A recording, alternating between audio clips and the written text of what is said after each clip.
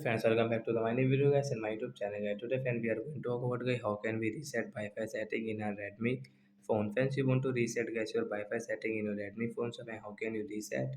Today I will show you guys how can we reset Redmi phone Wi-Fi setting guys. So before starting video friend, first of all go and subscribe the channel guys, click the bell icon and like the video. So friend, now let's see how can we reset Wi-Fi setting. So friends, first of all open your phone setting to reset guys your phone Wi-Fi setting.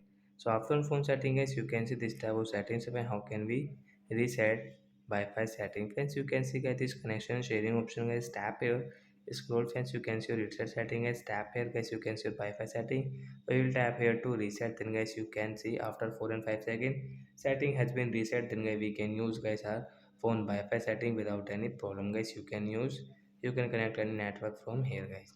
So like that guys we can reset bypass setting. So that's it guys, thanks for watching the video, bye guys.